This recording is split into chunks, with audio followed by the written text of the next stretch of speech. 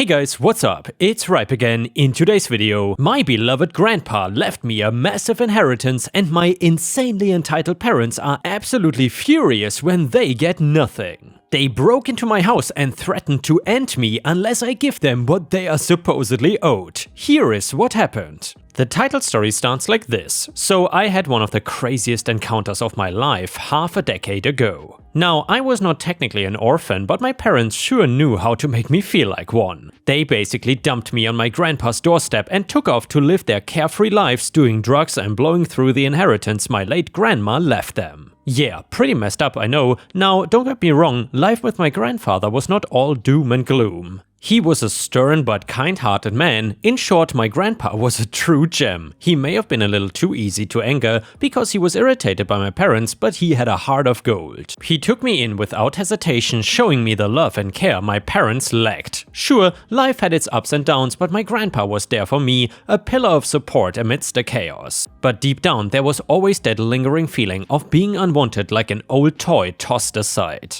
It's not easy growing up with the sense of abandonment constantly tugging at your heartstrings. My parents never visited, and when my grandpa would try to contact them on my birthdays, the calls usually ended with empty apologies and promises that would never be fulfilled. Fast forward a few years, during my early 20s, my grandpa's health started declining. The stress caused by my parents took a toll on him, and I found myself shouldering more responsibilities. I picked up odd jobs to cover his medical bills, even tried reaching out to my parents, hoping they would step up and at least visit their own dad. But surprise, surprise, they never bothered to pick up my calls. Classic, right? So when my grandpa passed away a couple of years later, it was no shocker that he left everything to me. The house, his savings, even his old car, it was all mine. Turns out my parents did not see that one coming. I guess they were too high for the past 2 decades to realize just how awful they had been to us, or maybe they thought that my grandpa would be as kind-hearted as my grandma, who gave them her inheritance even when they were neglectful towards her. As soon as they found out that grandpa had passed away, they started blowing up my phone day and night, demanding their share of the inheritance. It's a bitter pill to swallow when your own parents who had abandoned you suddenly come crawling out of the woodwork when money is involved. When I told them they got nothing, they went ballistic, cursing me left and right. It got so bad that I had to block their numbers and ask my few relatives to keep them in the dark about my whereabouts. But of course, how could they let me live peacefully, right? One sunny afternoon, I start hearing this loud banging on my front door, and guess who it is? Yep, my lovely parents, of course. I could tell by their voices that they were pretty wasted, maybe not passed out drunk, but definitely swaying like crazy. Oh, and to top it off, my genius father decided to bring a frickin' gun along. Talk about a recipe for disaster. Naturally, I dialed the police faster than you can say hot potato, but just as I was about to explain the whole messed up situation, I hear this awful sound of glass shattering. Can you believe it? My mom went all stone-throwing ninja and managed to unlatch one of the windows. I peeked out from behind the curtain on the first floor and silently prayed that they didn't remember the layout of the house. Thinking on my feet, I quietly made my way across the room, keeping my fingers crossed that they would not find me.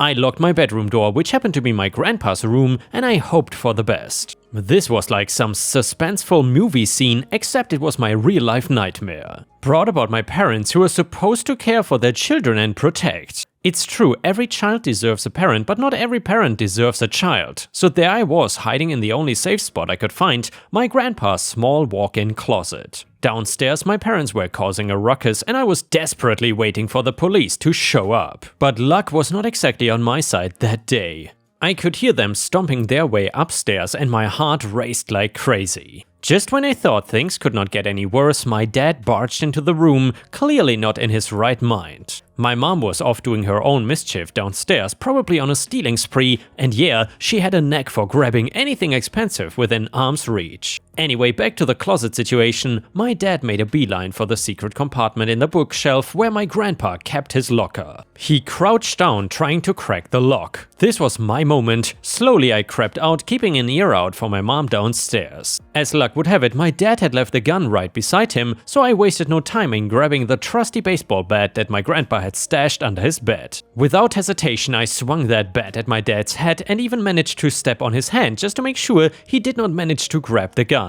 It's safe to say he was out for the count. But here's a twist. The sound of my mom making her way up the stairs reached my ears. I held that gun up like I meant business. As soon as she walked through that door, you won't believe the racket she made, screaming, cursing the whole 9 yards. Mom, where is it, you ungrateful brat? Give me what's rightfully mine. Me, stop right there. You're not getting anything from here, especially not what Grandpa left behind. Mom, who do you think you are? You think you can just take everything for yourself? We're your parents, for crying out loud. Me, parents? That's a joke. You abandoned me, remember? You let Grandpa take care of me while you two drowned in your own mess. Mom, oh, listen to the righteous child. You were always a burden, a mistake we regretted. Now hand it over. Me, as if. Get out before things get even worse. Mom, you think you can intimidate me? You're nothing without us. I'll make sure you regret this. Me, save your threats. I've had enough. Leave now or I won't even hesitate to use this gun. Mom, you're serious, aren't you? Fine, but don't think this is the end. As I took a step closer, she turned tail and ran for her life. She sprinted down those stairs, hopped into the Jeep they had driven in, and peeled out of there like a bat out of hell. Talk about a speedy getaway. I wasted no time.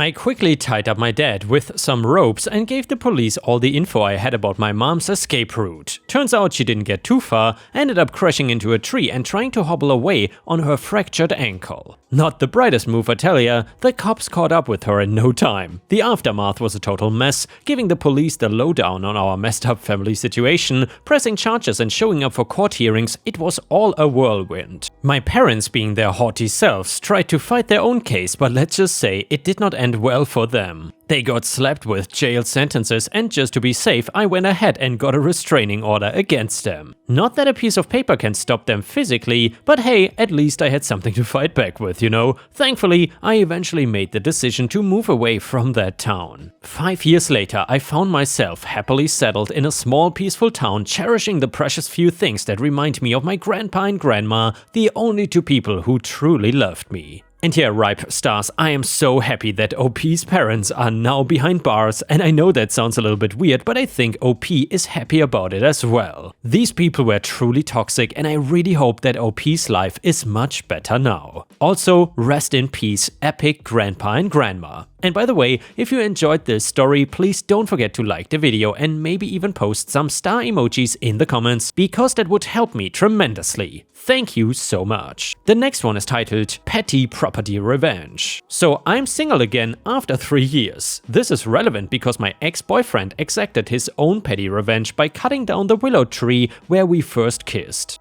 We had ducked under the branches, forming a sort of yellow-green umbrella, almost completely blocking out the rest of the world. It was an incredibly romantic moment, and I think more than anything else, I am mad at how that was ruined for me by his crappy move. So I forwarded his text bragging about it right to the property manager of the fourplex we lived in. But that's not the petty revenge, or at least not all of it. A couple of weekends later, I saw him out in the garden with a bunch of tools. He had some kind of rototiller thingy that he used to get rid of the stump, a pickaxe, shovels, etc. I learned later that in lieu of being sued and or arrested, the landlord made him clear off remains of the old tree, excavate the stump and plant a new willow tree in its place. I assume he had to pay them some money as well, but I had no way to confirm. So now the petty revenge. After an entire day of grinding, picking, digging, hauling dirt, etc., he got pretty mucked up. Being the idiot he was, he decided to come up and ask if he could shower off before leaving, and I said, you can quote me on this, F no. And so my a-hole ex had to put his mud and sweat covered ass into this pristine Dodge Ram something pickup that he treats like it's made out of cotton wool and needs to be kept in plastic sleeves like a rare Pokemon card. I watched his lame attempt at putting newspaper down on the seat only to drop 1,000 F-bombs after he noticed the newsprint rubbing off. It didn't make up for the loss of a beautiful tree or how he poisoned one of the best memories I had of our relationship. But it helped to confirm that dumping his rear was the right decision. And the next one is titled ER Petty Revenge. I had to go to the ER a few years ago because I got something bad stuck in my eye. The pain was excruciating and it was bad enough that the urgent care clinic said I really need to go to the ER. So I go to the ER, get through triage and immediately see a doc who flushed dyes, scopes and eventually is able to get the burr out of my eye without blinding me. All good, I think, because the hospital is in network. Well, fine readers, it turns out that while a hospital may be in network, you can be treated by a doctor in an emergency and get a bill for thousands of dollars because the doctor you saw for an emergency was an independent contractor and therefore out of network. So I was floored to get a $3,100 bill for the care I received. Sure, I was happy that I wasn't blind, but $3,100 seemed steep. I called and sure enough the facility fees were almost nothing thanks to the insurance discount, but no discount at all on the doctor. I was very angry because I really had no choice in who saw me. And if there had been no in-network doctor on duty, would I have had to wait? So I hatched a plan. They would not negotiate on price at all. I thought this was ridiculous. I could have paid the bill, but I have principles, damn it. So I told the billing folks that I couldn't afford the bill and wanted a payment plan. I'm not sure if there's a law requiring them to accept the payment plan, but they agreed and asked what I could afford. I told them $10 per month. Here's the thing about medical bills, they cannot charge you interest on them, they also cannot report you to collections if you're paying. And finally, it has zero impact on your credit score if you take a payment plan unless it goes to collections. So now for a procedure I was billed $3,100 for a little more than 2 years ago, I've paid $260 on. I have the $10 per month on autopay and I've basically forgotten about it. They will get their $3,100, but it will be over almost 24 more years, and they will spend almost $150 in postage mailing me a bill every month that immediately goes into the shredder to be recycled. And the next one is an Am I the A-hole story. So I live in a middle-class neighborhood and there's this family, call them the Dinkelbergs. I don't associate with them much, but the mom is really active in the PTA. I don't know why, but they really see themselves as experts when it comes to raising their kids and are super vocal about it. I got a 16-year-old daughter and I got her a car, but the rules are that she has to be home by 10 p.m. Also that she needs to keep her GPA up. We want her to go to a good university. I later hear from my daughter that Mrs. Dinkelberg told my daughter that she should do what she wants, that part of being young is going out and doing wild things and not to worry that your parents will get over it. After hearing that, I confronted Mrs. and Mr. Dinkelberg and told them not to parent my daughter, that we are fully capable of ourselves, and that is especially hilarious that they think they are qualified on giving parental advice, considering their daughter is a single mom. The Dinkelbergs have then went on to tell other parents that we are attacking their daughter and shaming their daughter. Some of the parents have taken their side, but the ones that have been preached to agreed with me. I don't think I crossed the line, it was mean, but I don't like them trying to parent my kids. Comment number 1, everyone sucks here, they should not parent your kid and you should not be talking down theirs. There was no reason to drag their daughter into it. Comment number 2, not the a-hole, this type of hypocritical busybody is a nightmare nuisance and good for you for calling them on it. There are always gonna be others who side with idiocy. I mean, look who's the president, but all you can do is address it like you did and move on. It doesn't matter if other busybodies agree or not, it's not their business. Disengage from the gossip and let it go. And here, ripe stars, let me know in the comments what you think about this. Do you think that OP is the a-hole here or not? Let me know in the comments. And because it was so nice, the next one is another Am I the a-hole neighbor story. I, 26 female, have been living in this same apartment complex for about 5 years now. In the 5 years I've lived here, I have not had any issues with any of my neighbors until recently. A year ago, a new couple moved in. Things started off rocky because they chose to move in at 12 a.m. on a weekday. Everyone in the apartment asked them to be quieter as they moved, but throughout the week they were super loud. More time passed and the noise didn't stop. The guy stomps around and the woman is constantly slamming drawers and screaming. They run the laundry past 2 a.m. Eventually, I asked them to be quieter. The apartment's quiet hours are from 10 p.m. to 8 a.m. I get laundry goes a little long, but 2 a.m.? I also asked that they be more courteous about their pets. It was not fair that neighbors had to listen to their dogs howl and cats scream well past 1 a.m. and the guy immediately became defensive and said they are animals, they cannot help it. He works early and has to have his uniform clean. He went on about how he was a veteran and needed his animals. I told him because they were so loud, I knew that they were home around 6 p.m. If they run the laundry around, then they could easily do 2 loads that would finish around 11. I also told him I get the pets help him, but he could train them to be better behaved. I also get up early, so having his pets act up and his laundry going past 12 was very disruptive. Suffice to say, we don't get along. Recently there's been this loud sound like an old engine or a generator. It starts around 11 and goes through the night. I slept in the living room for a while and figured it would stop soon. I was wrong though. I went up to ask them about the sound, but the woman smirked and called her partner over. He told me he purchased an AC and would not be turning it off. I said that was fine, but maybe he could move it or place something under it to muffle it. He slammed the door in my face, so I reported it to the property manager. Apparently this was the 5th complaint they had since moving in, so they were fined $500. Since then they made a point to tell me that I have put them under insane financial strain. I feel bad, but I tried to talk to them. Should I feel bad? Am I really the a-hole? And yeah, Ripe Stars, let me know what you think about this in the comments. Is OP the a-hole here or not? Comment number 1 said, not the a-hole. Yes, $500 will likely have a significant impact, and hopefully it also has a significant impact on their noise level. You tried to speak with them, but they declined to engage with you. That was their choice. Essentially, let the management company handle it. And they did just that. Finally, you did not impose the fine, nor did you know that was their 5th complaint. Nor was your complaint made in bad faith. Comment number 2. Not the a-hole, please complain 5 more times. Maybe they will miss the rent and get evicted, but seriously, it sounds like they have no respect for others. Kudos to management for doing something about it. Edit, it's definitely not just the AC, laundry and pets. There was a character restriction when I posted, but they have gotten complaints for leaving trash in the stairwell for weeks, not cleaning after their pets, hosting parties during the week for reasons unknown to the other residents, etc. I tried to post the complaints more related to the issue I failed the complaint on, and yes, they are daily living sounds, but this complex has certain mechanisms built in to mitigate this. An example is the cabinetry. They have a springy thing that prevents them from being slammed and little pads at the corners to muffle sound. For someone to slam the drawers hard enough for the sound to be audible despite these mechanisms is insane. I guess also for reference, I've lived in apartments most of my life. Having grown up overseas, it's quite common for families to live in high-rises. I'm not sure if it's unique to certain cultures, but I feel like it's just common courtesy to adhere to certain rules, especially if more than one person has voiced concern.